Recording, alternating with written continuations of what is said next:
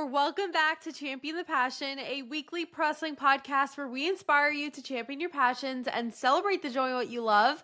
I'm your host. My name is Victoria Daisy, and today we're going to be recapping everything that happened last night on Monday Night Raw. But before we dive deeper, don't forget to leave a 5-star review if you enjoyed. Follow me at It's Victoria Daisy across all social platforms and follow Champion the Passion across all streaming platforms. But let's dive right in because the opening segment was with Jey Uso, our new world heavyweight champion. The Yeet Master himself came out, and he didn't waste any time when he got out there to call out Logan Paul. But before Logan Paul could even have a chance to get out there, the wise man, Paul Heyman, came out. And to be honest, that was the last person I expected to come out. So Jey said, quote, "How dare you come talk to me after what you did to my family?" Paul was getting booed so loudly because he decided he wanted to take all the credit for Roman Reigns' career and the existence of the bloodline.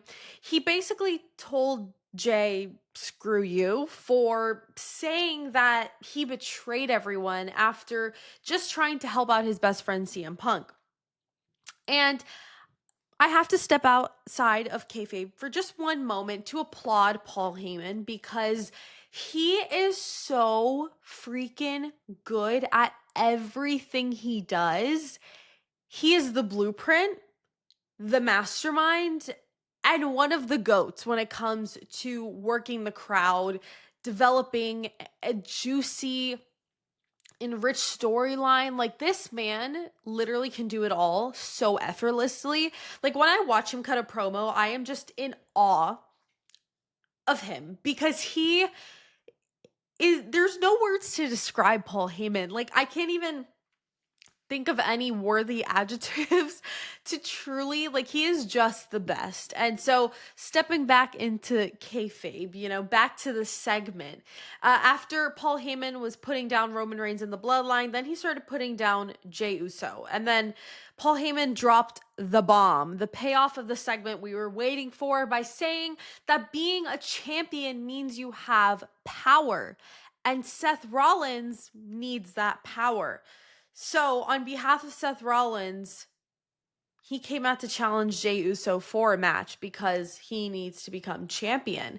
Then Jey showed that he is him.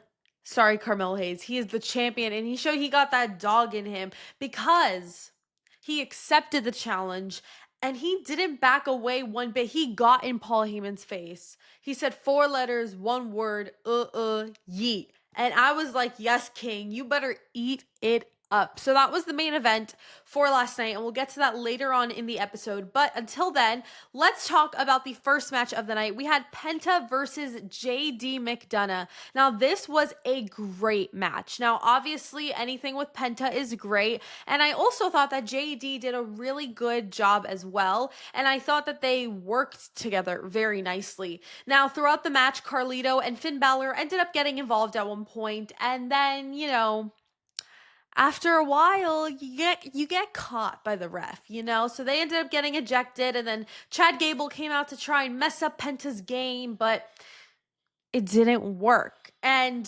Penta won. And I just have to say, the ending was so good. I love Penta's finisher, the Mexican Destroyer. I think it is so unique, so cool. Nothing like we've seen in WWE in a very long time, if not at all. It is just so good. And I loved the finish so much.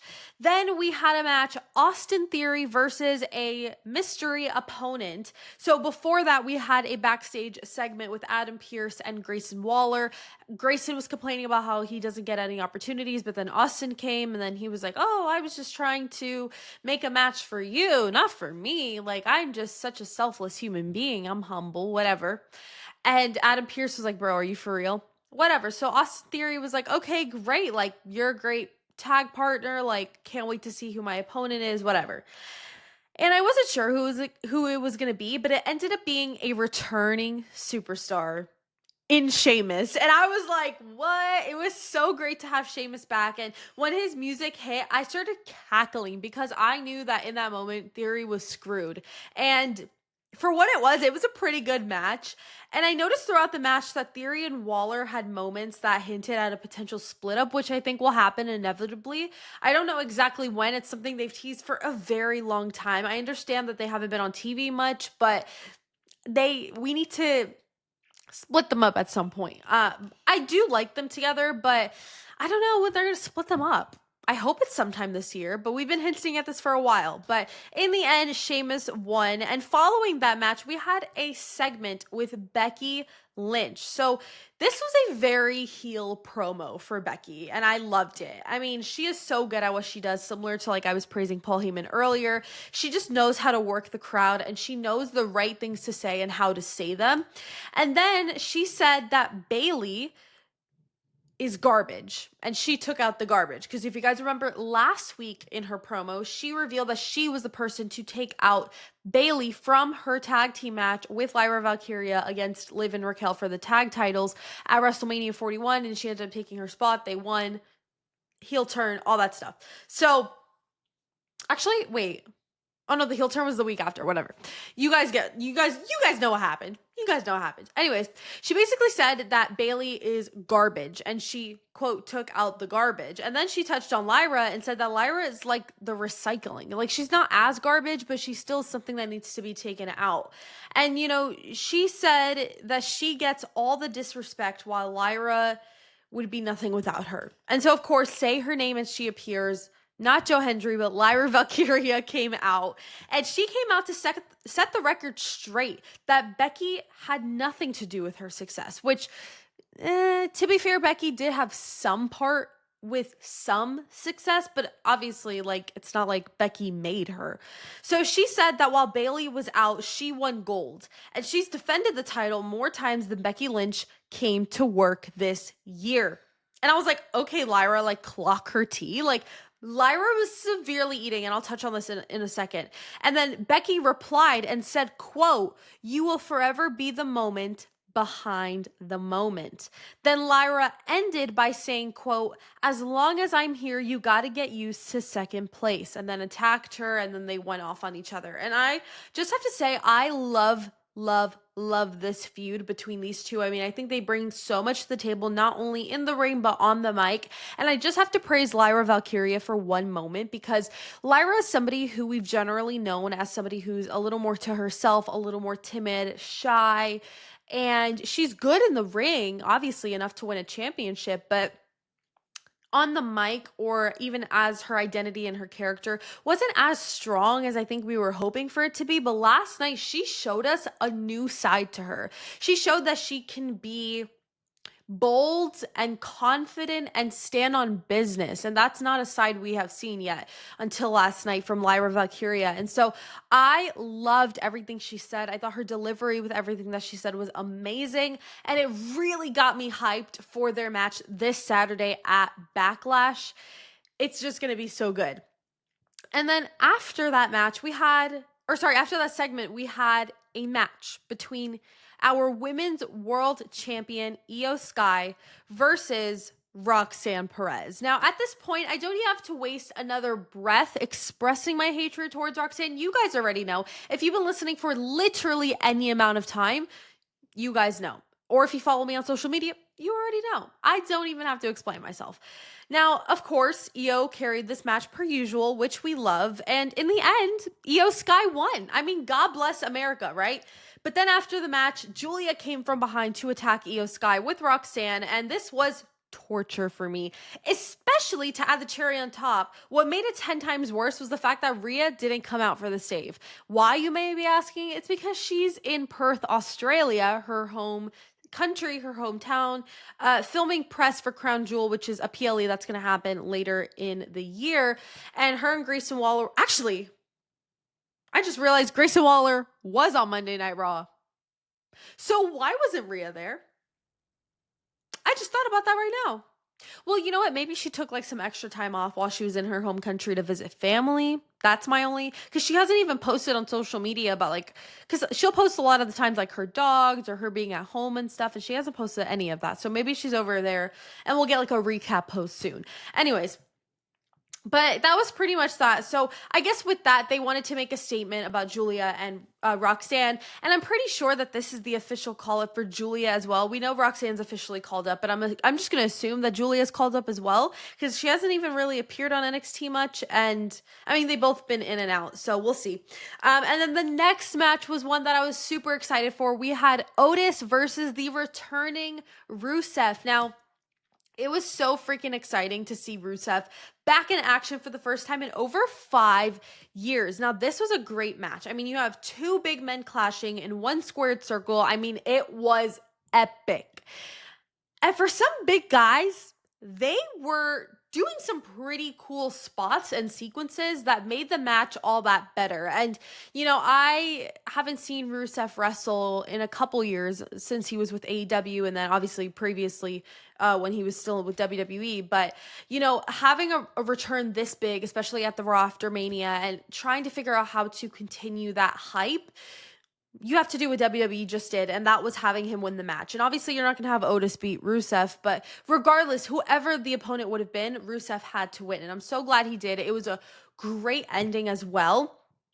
And then after that, right before the main event, we had one final face-to-face segment between Pat McAfee and Gunther for their match at Backlash this weekend. So Adam Pearce came out to call out Pat McAfee and Gunther to the ring to discuss their match, like I said, at Backlash. And I discussed this last week and also over on social media, but this is one of those storylines, if you even want to call it a storyline, that literally was made out of thin air in a week and makes no sense. I mean, they basically just had Gunther have a crash out on the Monday Night Raw after WrestleMania 41. He had a crash out because he lost his World Heavyweight Championship to Jey Uso, night number 1, opening match.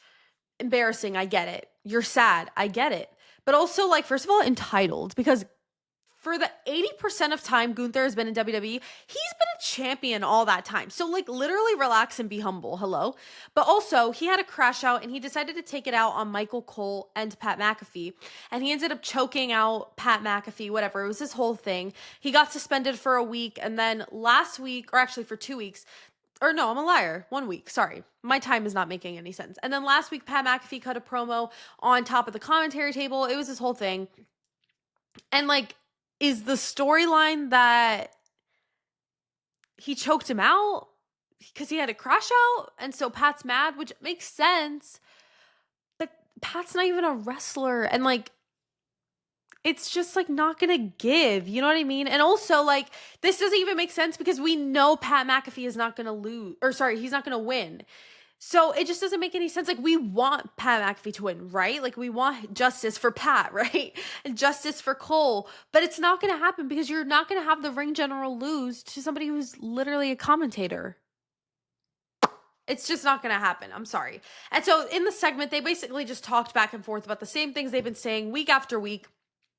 And to be honest, it wasn't anything interesting. And but all criticism aside, not only did Gunther kind of eat on the mic, so did Pat.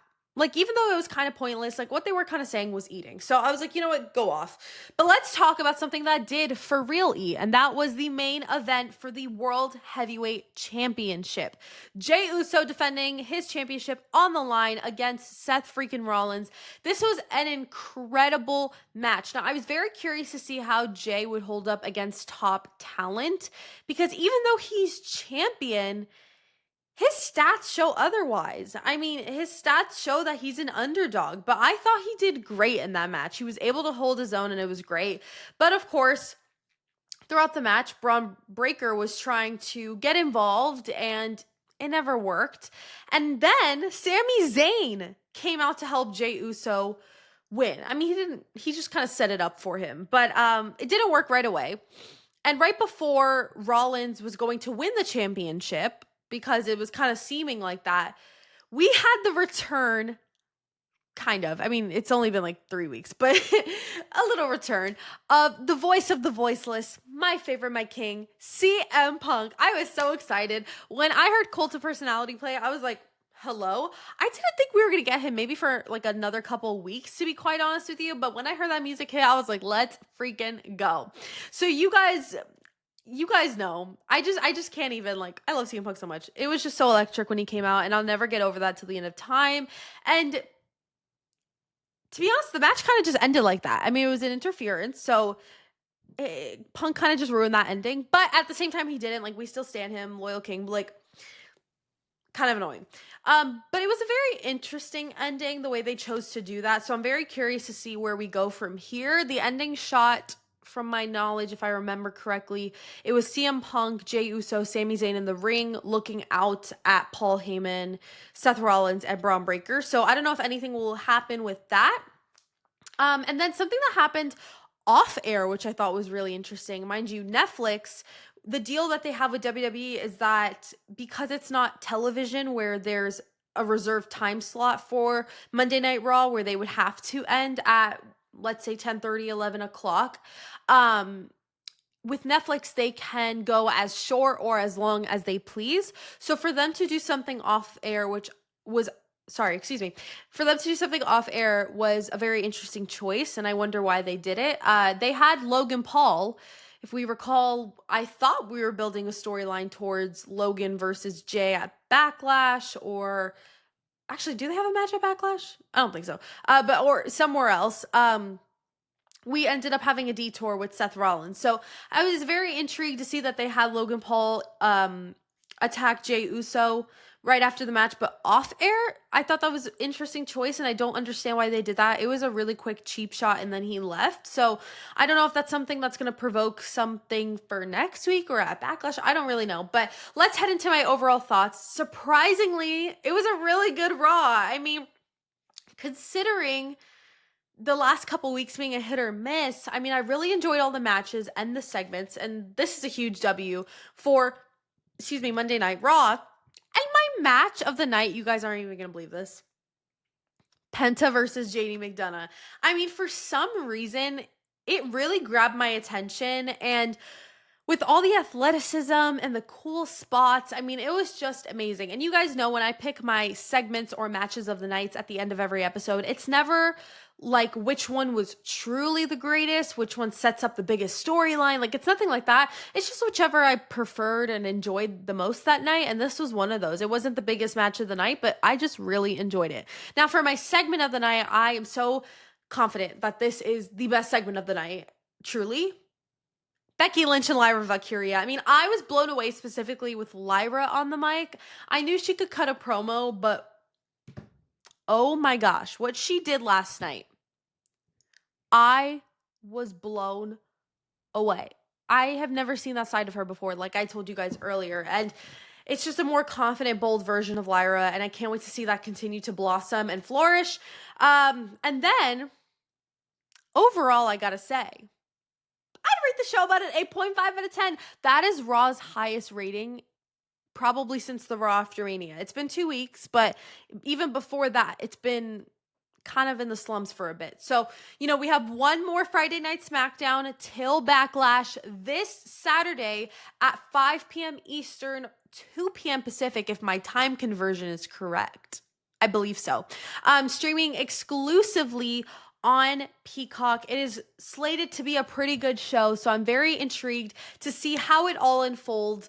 But thank you guys so much for watching and listening to this episode of Champion the Passion. Don't forget to leave a 5-star review if you enjoyed. Follow me at It's Victoria Daisy across all social platforms, and follow Champion the Passion across all streaming platforms. Don't forget to champion your passions and celebrate the joy in what you love, and I will see you guys in the next episode. Bye!